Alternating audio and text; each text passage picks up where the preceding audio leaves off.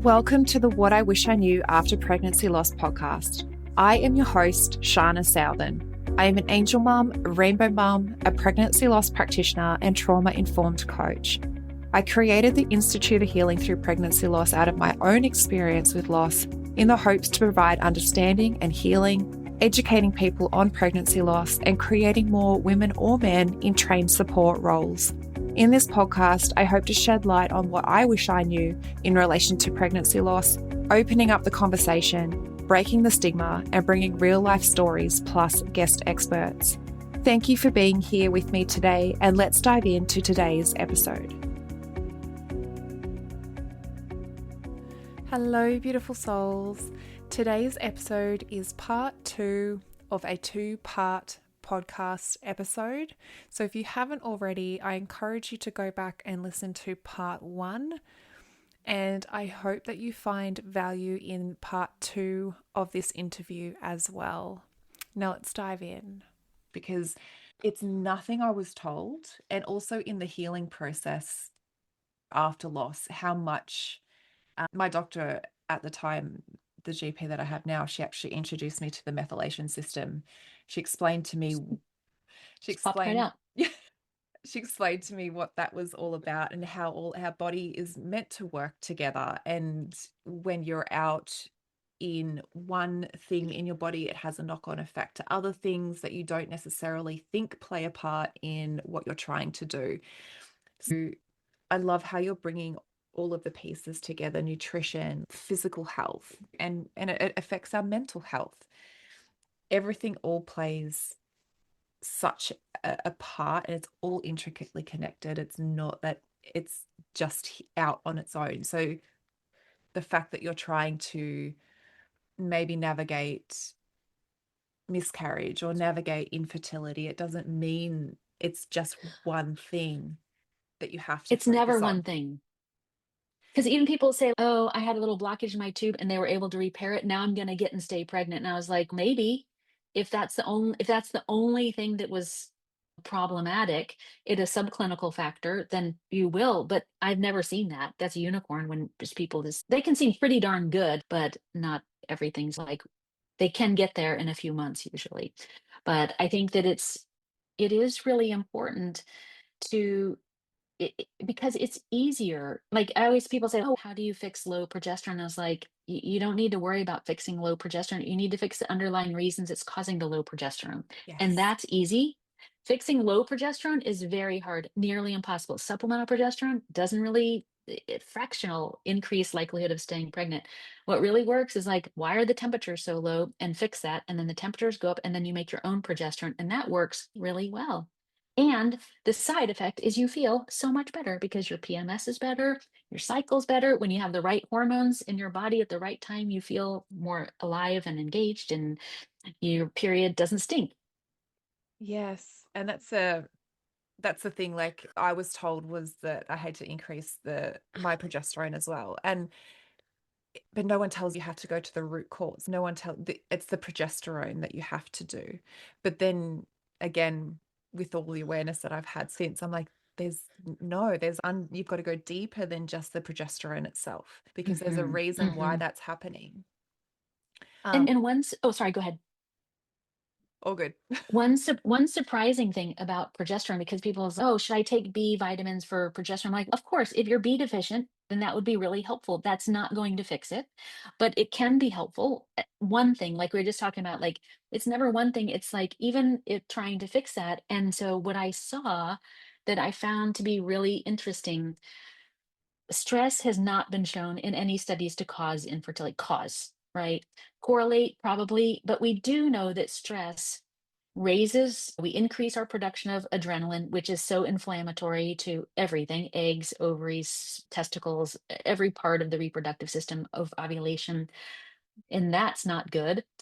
It weakens the heart rate variability, but more importantly, when you pump out a lot of adrenaline, the effect is your body then pumps out a bunch of cortisol, and the cortisol is calm down. But here's what most people don't know: cortisol is made from the exact same stuff as progesterone. So the more stressed the more that you're in, I don't even like the word stress because everybody is stressed. What I would prefer people to do is monitor their heart rate variability and see, are you in flight or fright?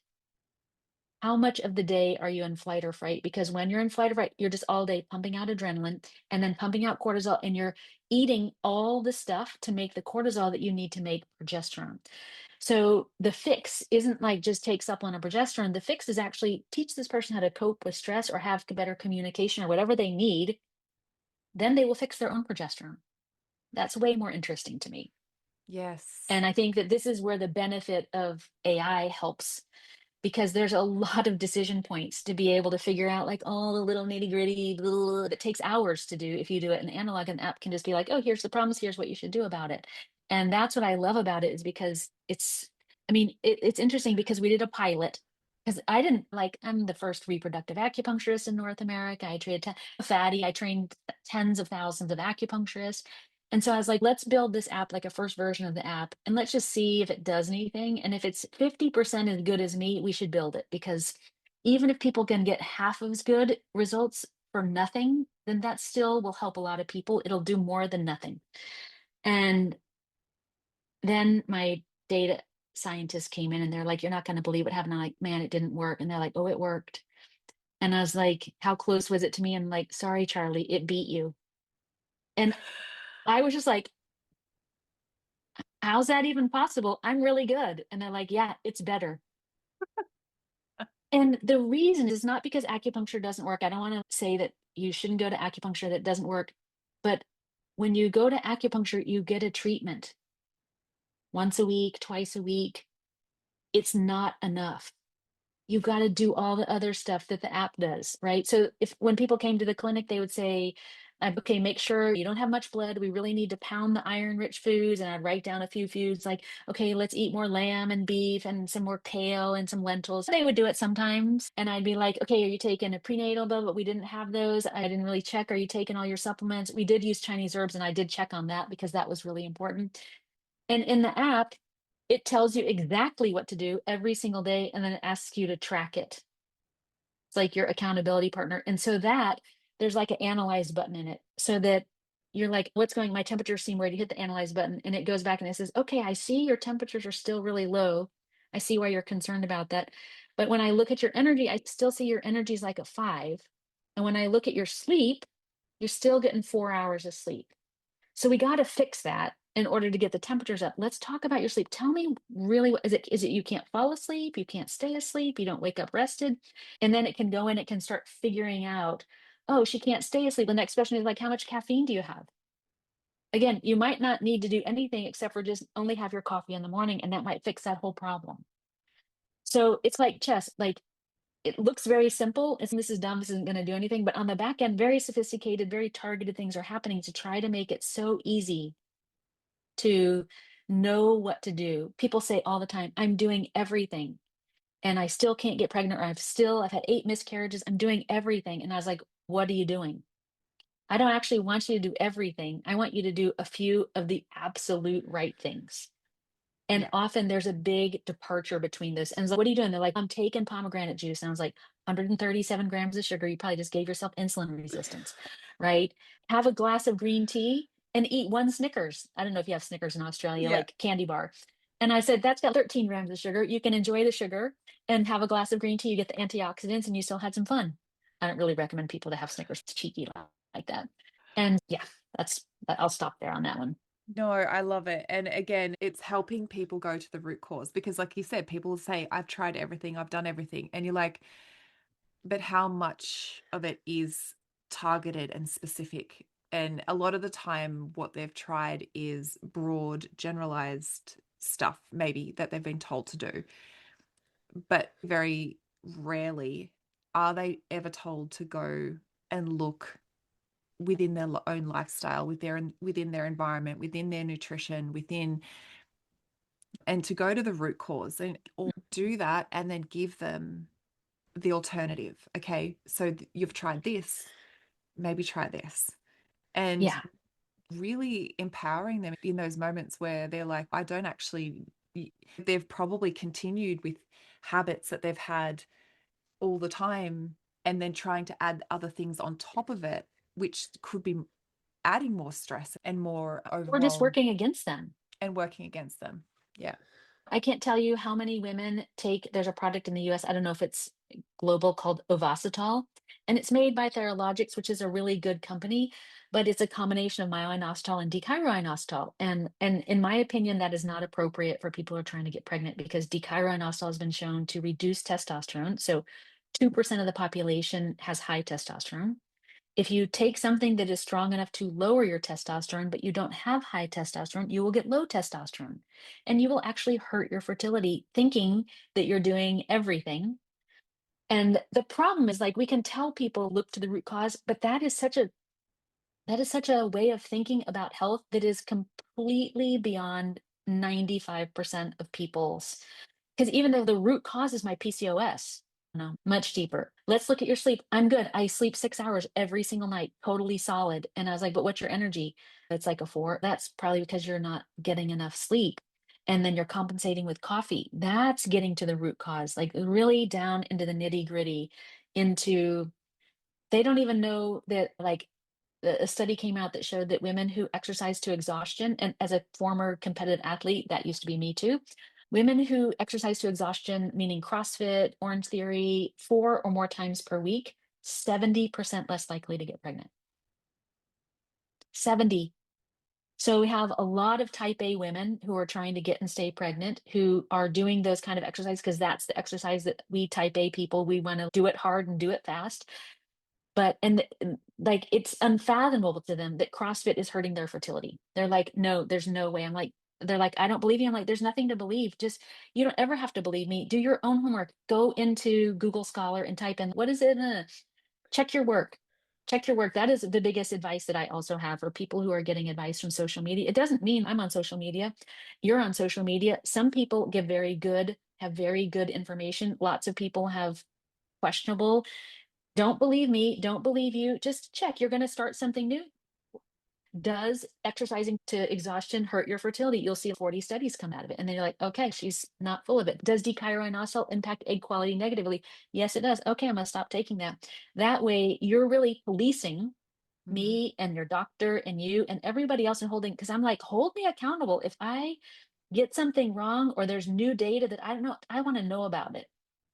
And that's the thing too. I like when we can give women this awareness to also advocate for themselves. So if they're going into a fertility appointment, if they're going into a doctor's appointment, and if they're going into anything after infertility or after loss, to giving them awareness of what potentially they need for their body, and having and being able to Mhm. advocate for that. But I do love the work, the Conceivable app that you have created, because it does help them do that too. I hope F- so. yeah, it sounds like it does. It helps them advocate for themselves in their own life and make better choices. And like you said, what the worst that could come of it is a better, healthier version of you. When Yeah, you there's nothing start, to lose. no, when you start to make those lifestyle choices and changes to help your chances of fertility, to help your chances of actually getting pregnant and staying pregnant, when you start to make those shifts, there really is no loser in that, because you're doing it for you first, really doing it for your health first, and to have a vital life force inside of you, to have the energy to exist and live better in your life.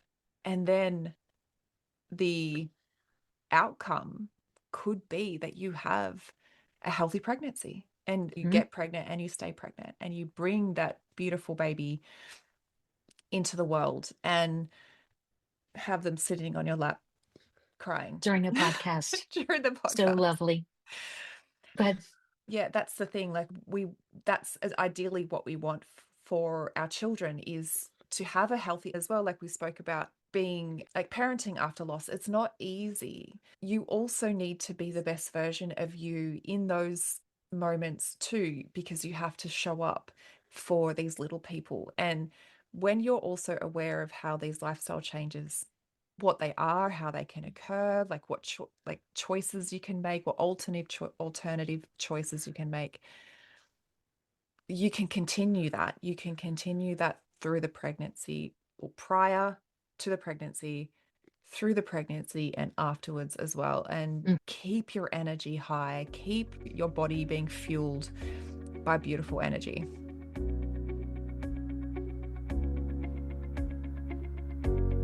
One in 4 pregnancies will result in miscarriage. 1 in 8 women will experience infertility. 1 in 100 women will experience recurrent miscarriage. And 1 in 160 births end in stillbirth. Have you been wanting to make a difference in the lives of women or men who have experienced pregnancy loss because you can see so many suffering in silence, but you just don't know how? Collectively, we can change how bereaved parents can access mental, physical, and emotional support after their experience. There is a lot of women with unhealed trauma, and there is a huge gap in the current support system when it comes to bereaved parents' recovery after loss. There are too many women and men suffering in silence. The Pregnancy Loss Practitioner Certification is a worldwide, one-of-a-kind program that gives you proven methods designed for healthcare professionals, medical staff, midwives, nurses, doulas, birth workers, coaches, and angel parents alike. The Pregnancy Loss Practitioner Certification is bridging that gap. It will give you a proven support structure to follow and education specific to pregnancy loss, created by a lost mum. It is creating more education specifically for loss so that you can enhance your service and become the point of difference. Or you can create the support that you so desperately needed in your healing after loss. This is the next level of growth and expansion you have been searching for. So does this sound like something that you have been searching for? Let's explore this more together. You can head to the episode show notes where you'll find the program application, or direct message me on Instagram and let's open up the conversation in how you can use this education. You have a gift, and I look forward to supporting you and witnessing you bring your gift to the world, healing and transforming women's lives.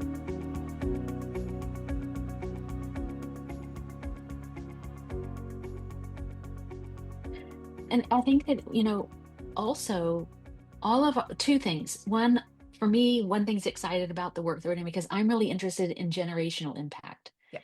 And my hypothesis is that with the app versus the clinic, because I feel like people do have more of a transformation when they do the work instead of me doing the work, that they have more ownership around it. But what I hope is that then when that woman becomes a mother and she has a 7-year-old daughter who's going to be a menstruator soon, that she isn't going to say, let's put you on birth control after one bad period. You know what I mean? She'll be like, okay, let's figure out the underlying issues. Let's figure out what's going on. And let's look at what we're eating and let's look at your stress level and blah, blah, blah.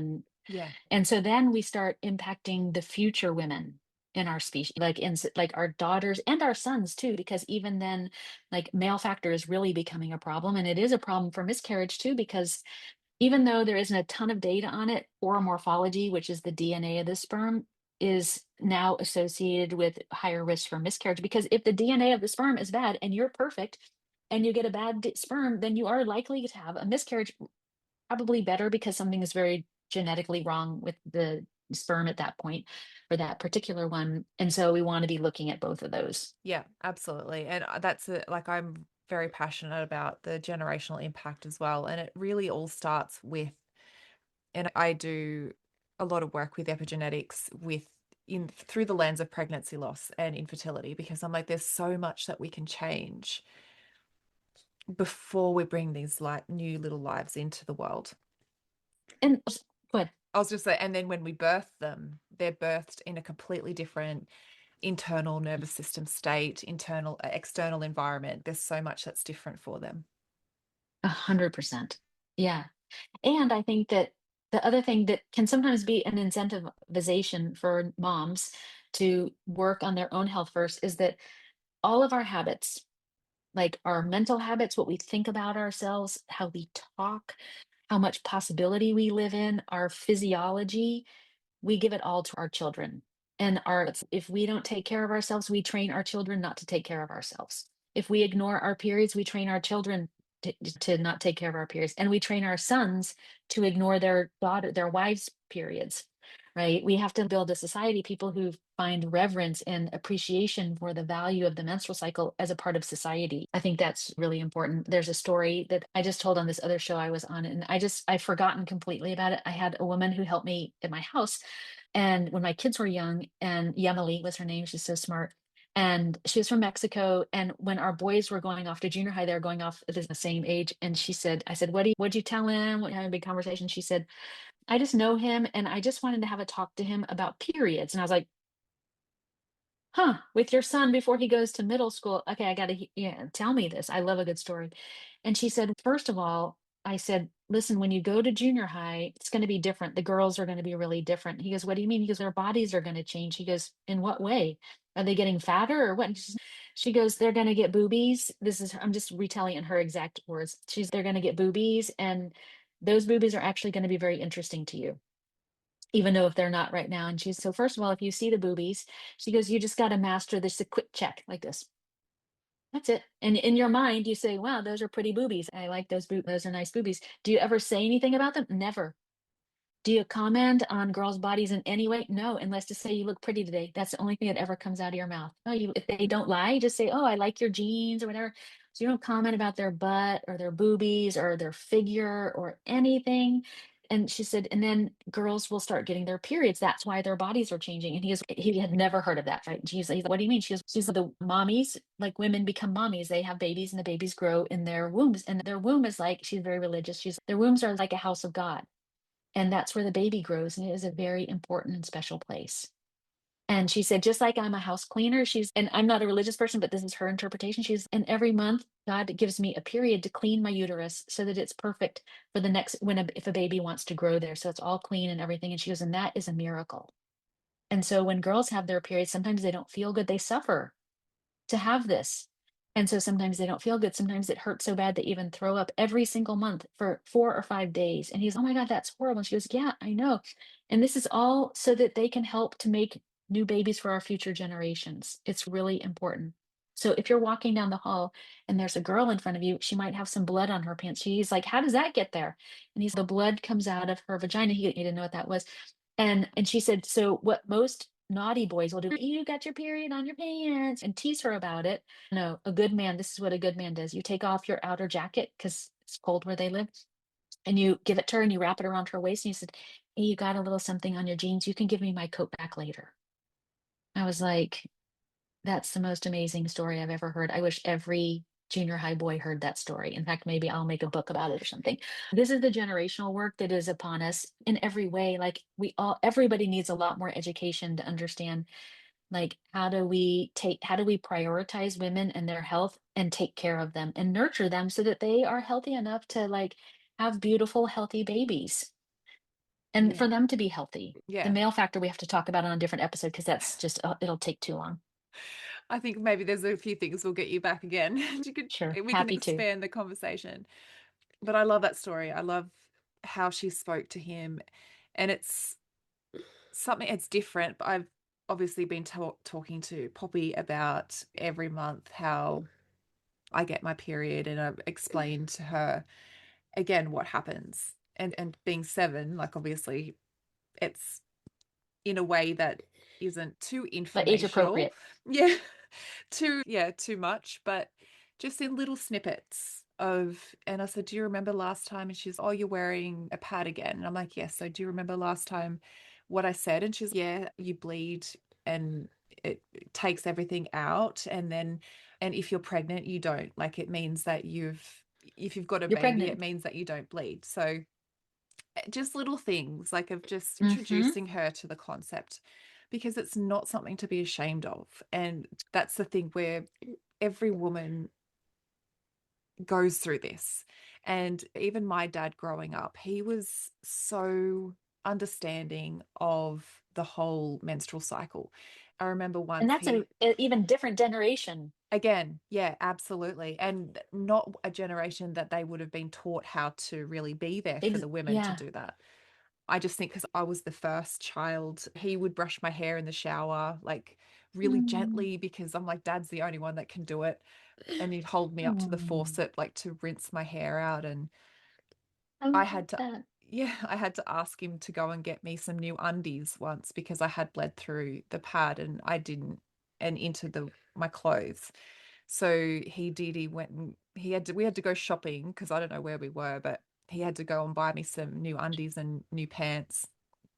And I was like, he did that. And that's the thing, to see that in a male, to see that acceptance of, okay, this is what's actually happening and acknowledging that, it shouldn't be something that again, that we make women feel guilty for. And it just really stems into all of the reproductive challenges that women have because you Hmm. can't talk about your period. You can't talk about anything else that goes wrong that might that is connected to your menstrual period. Unless you're pregnant, then you're quite happy to talk about it and we'll But listen as to long as you you. don't have a miscarriage, because nobody wants to talk about that. No, exactly. Yeah. And they don't, there's so much stigma then that's associated with the menstrual cycle and then any pregnancy that goes wrong, infertility, if you can't fall pregnant. Like we said before we started, these are conversations that aren't happening enough. We need to have more conversations about pregnancy loss, about reproductive challenges, and how we can really start to go. And like I said, the root cause is a little bit of a buzzword, but it is something that your app supports them with. So it doesn't have to be hard. It doesn't have to be overwhelming and scary. And when you're given the right guidance, the right support, those changes can be made quite simply. That's the thing, because people think if I have a bunch of underlying issues, it's going to be a lot of work. And actually, it's going to be less work because it's so targeted, right? It's the exact right things that you needed to start doing to start moving the needle. But I want to go back to something you were saying about your dad, because worship your dad, because my dad, same generation, he would have been like, get out of here. I'm not even talking. He couldn't even like see people kissing on TV, be like, they're practically doing it in my living room. And so it's like total mortification. But I do have a power play for the listeners about if for those who have daughters. What I like to see, and I don't know, like when especially the age of puppy, if easy things that dads can do, because your dad was very comfortable with it, but all dads are not necessarily comfortable with it. But the easiest thing to do is to, she can't hear me, Poppy can't. Okay, so she won't know that I'm telling you that. So basically, just the next time you have your period, you tell your husband on the first day, you're like, I'm going to pretend that I'm having a rough time. And then you're going to be really sweet to me. And you're going to come over and say, oh, baby, are you having your period? And you're like, oh, yeah, my cramps are really bad. And he's like, how about if I go to the store and get you a little bit of ice cream? Or do you need any pads or anything? Or the heating pad? Like, just tell him exactly what to say. And every time you have your period, let him model that in front of her, right? Because it's saying, because what he models is who she chooses later.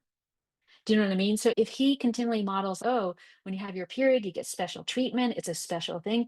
Then if that doesn't happen, she's be like, bro, what's wrong with you? Like, I'm in my period, give me the crown and bring me some ice cream. Like, I need to luxuriate. I got to make a baby someday and I got to rest and get this blood out. I And love I just that. like that because it's so Yeah. easy to do. And plus, then you're getting better care, like during your period, a little bit of extra special attention. And then she gets to see my dad really serves my mom while she's having her period. And I love that. Yeah. They're And looking at everything. absolutely. And this is, I did a post about it the other day on, she's got her own Instagram page, and it was the emotional side of things because I'm always there for her to be her safety. If she's crying, to allow her to just move through the emotions, whatever it is that's coming up. And dad has had a really bad foot. We've had to go get him crutches.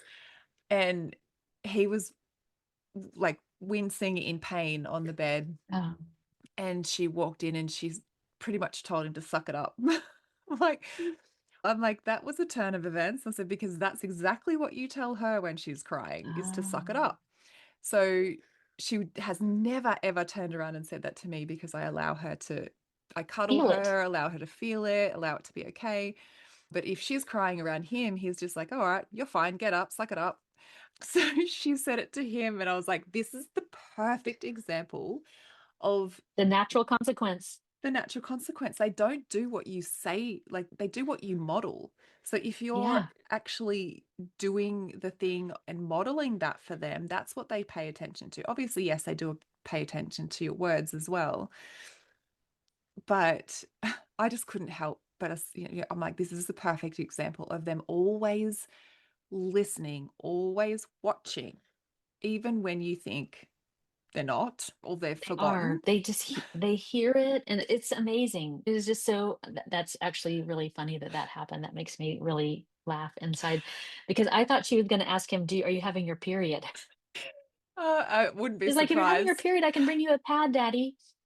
Yeah, that would be even funnier. But no, it was just pretty much suck it up. And I was like, she's usually very, very soft. And if another child is crying or they've fallen over, she'll go pick them up. She'll go and Mm. comfort them. So it was actually really funny to hear her come up with that because I'm like, even in with other kids or with other people, she'll always be the one to comfort them, to give them a hug or whatever. And Mm. she didn't.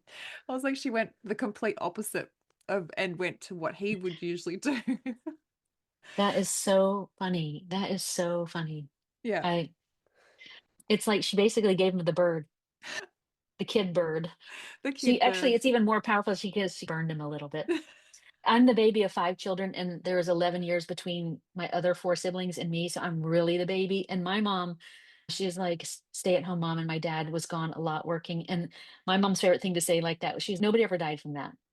No matter what happened, she's don't worry, nobody ever died from that. You'd be eating and you're like, Mom, there's mold on my bread. She's like, that's okay, nobody ever died from that. That's what they make penicillin from. I'm like, actually, I don't think it's this kind of mold. Or, oh, Mom, I had a broken arm. And I was a gymnast, and I was like, I think I have a broken arm. It was huge. And she's like, it's okay. It looks sprained. Nobody ever died from that. Put an ace bandage on it. She said, put Ben Gay on it and some wrap it. And then 3 days later, it was still gigantic. And my dad's, he came home from work. He's like, oh my God, take her to the doctor. It's huge. I get to the doctor, and the doctor's like, oh yeah, it's broken in 2 places. And he's like, any reason why you Did it just do bringing her anything? in? And I said to the doctor, I'm like, my mom says nobody ever died from that. And he was actually, people can die from, not unless it's like mine, you couldn't have died from, but Yeah, yeah. So totally I get it. get it. Yeah. My dad actually, in saying that, he was very, I, with the period, was very accommodating. But also, I was an elite athlete. I did athletics. So I was a high jumper. Oh, And I had broken my, so if I missed the bar, I would get upset at myself and frustrated and whatever. This time I actually slipped on grass that was wet. So my foot went one way and my body went the other, but I'd gone, yeah. and what looked like to him was that I'd knocked the bar down. And so he was at like the long jump pit. So he could see me, but I was like crying on the high jump mat. Yeah.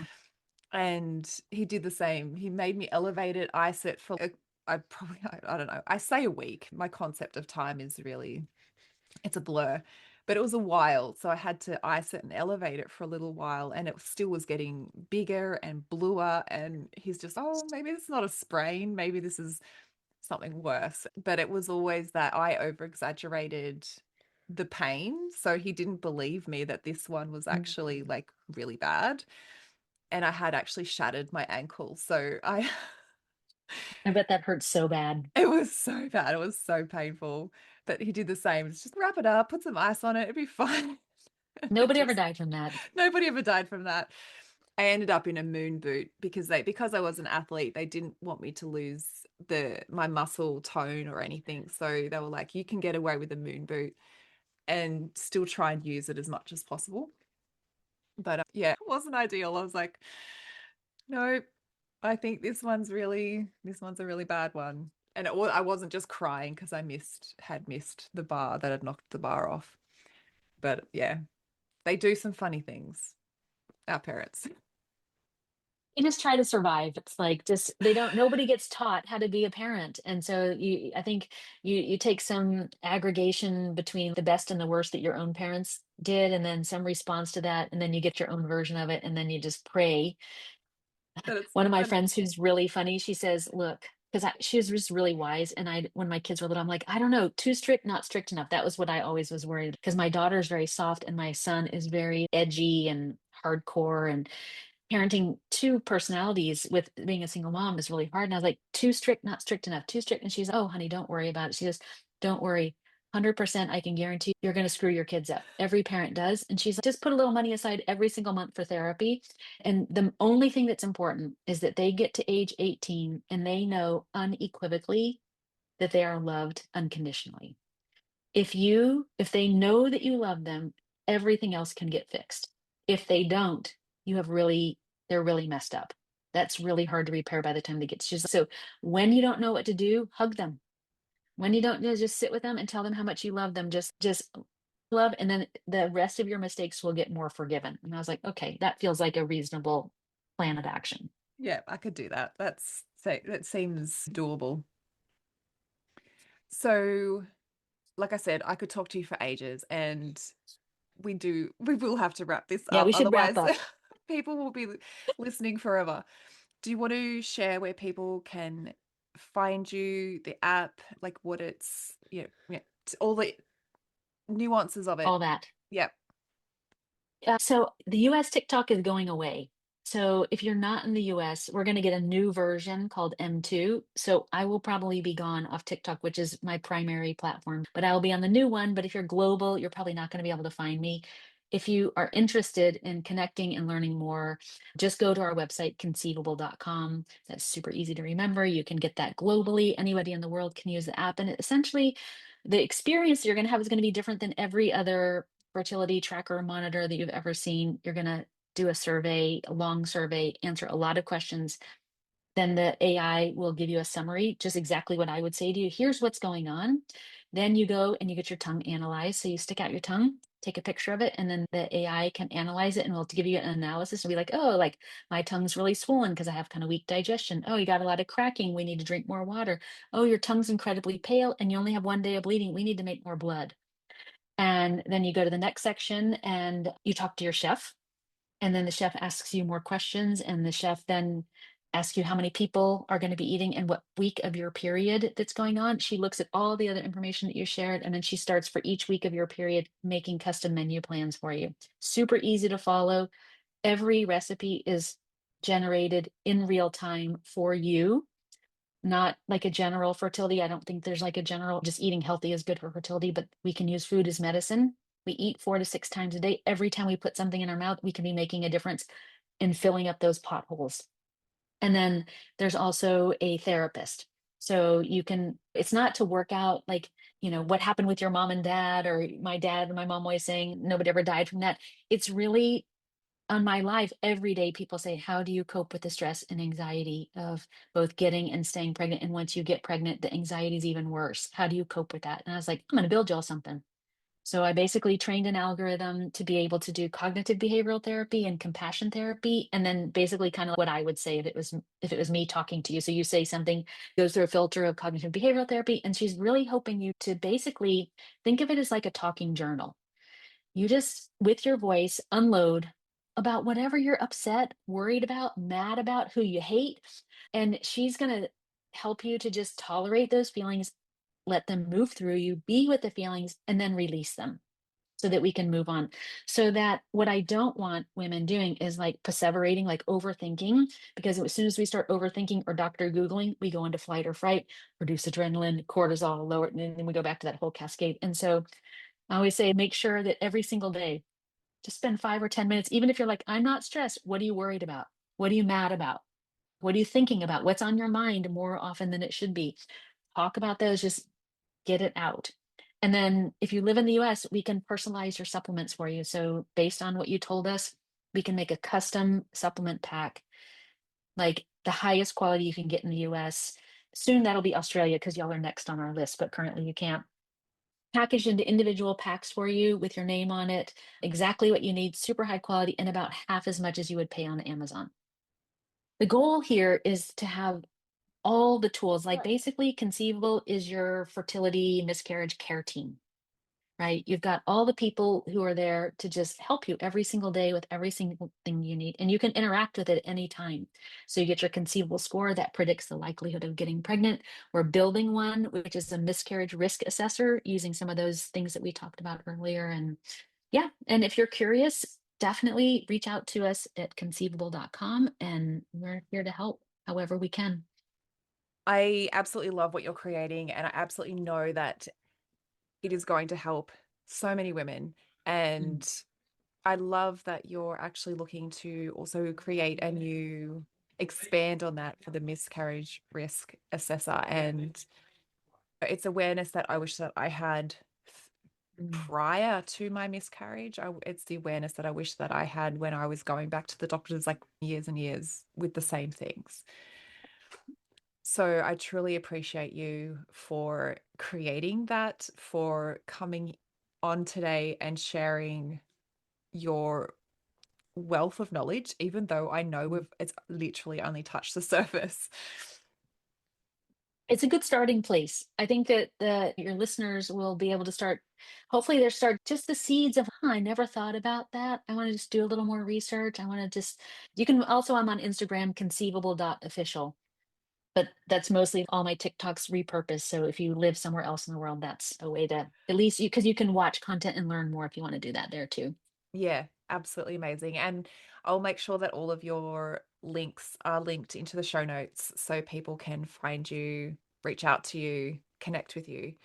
But I'm actually really interested in even giving the app a go myself, not for me to conceive, but just for me to understand my health. Like it's really, and for my daughter, like you said, growing up, it's not just the moment that you want to fall pregnant that you start changing things. It's the years prior that we can really start to shift and change and actually make that sustainable change in our bodies so that we have our, So that becomes like a habit of our bodies to be yeah, healthy. You know what I mean? As opposed to the default habit of just, I like Darren Harding, he always says in his book, The Compound Effect, every single second of every single day, something is compounding, which means you're either getting, in every single second, you're getting healthier or less healthy.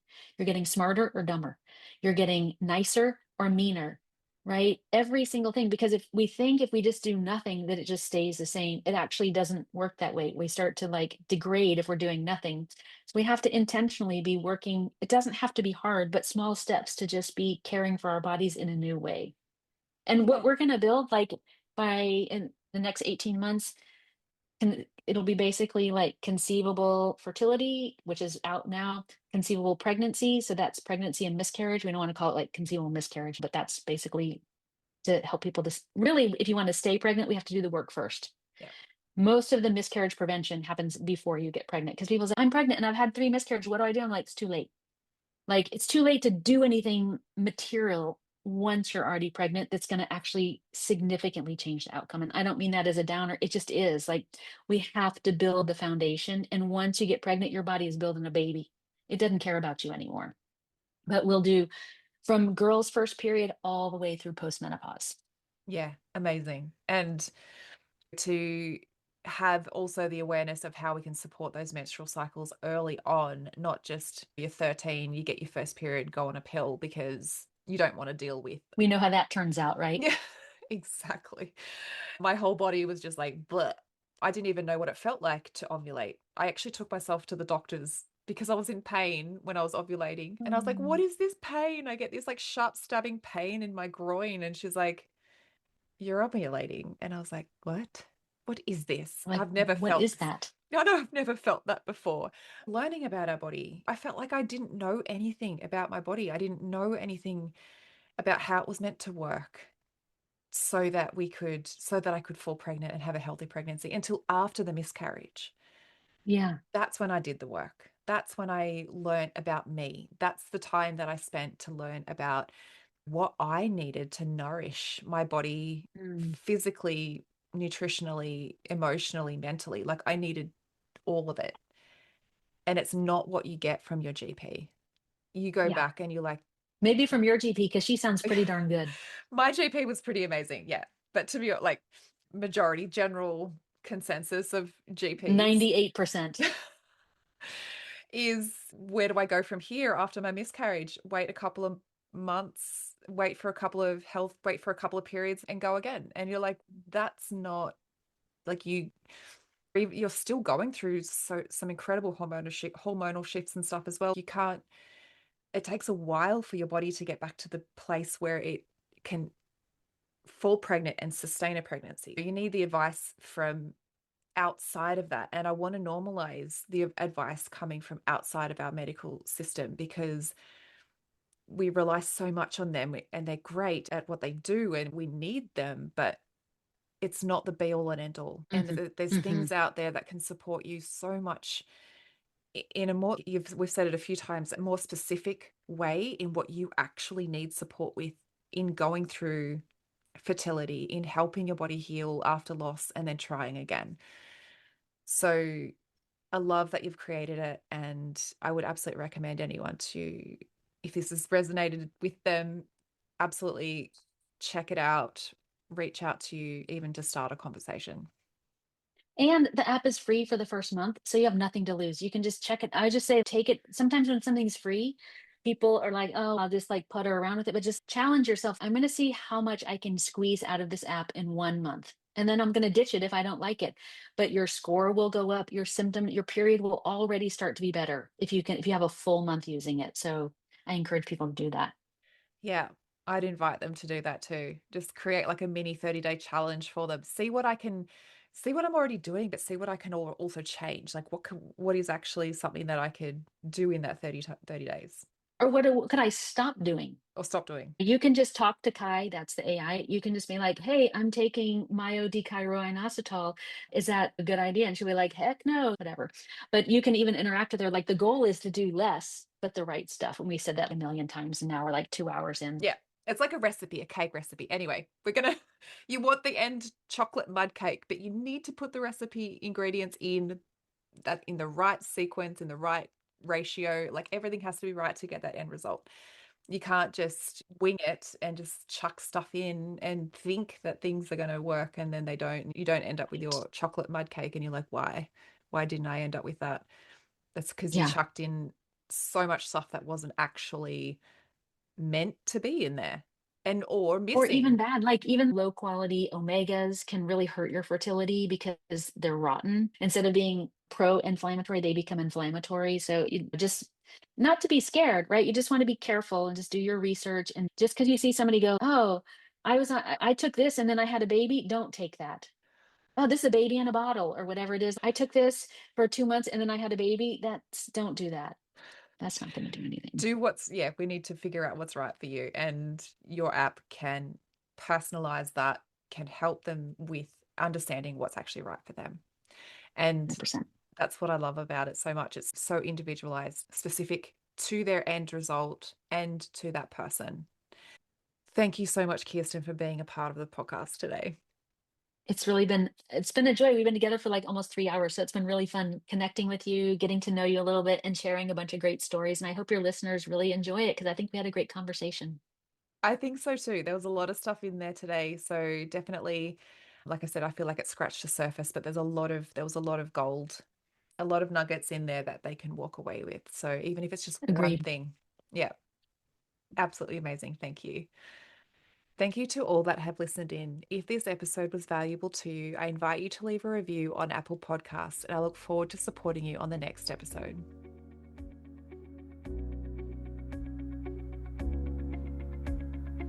Thank you for listening in with me today. I hope you found this episode helpful. If you did, I would absolutely love to hear from you. Take a screenshot of this episode, share it to social media, and tag me at Institute of Healing_PL. I love seeing what is resonating with you right now. If you want to chat further, I invite you to connect with me through Instagram. Head over and follow my Instagram account, send me a DM, and let's open the communication. If you want to know more about how you can be the support for others, head to the show notes and fill out the application form for the Pregnancy Loss Practitioner certification. I want to also note here that what I share within the episodes is not medical advice. If you need further support, please consult your doctor. Thank you again. Much love to you. Be gentle with yourself, and I look forward to supporting you on the next episode.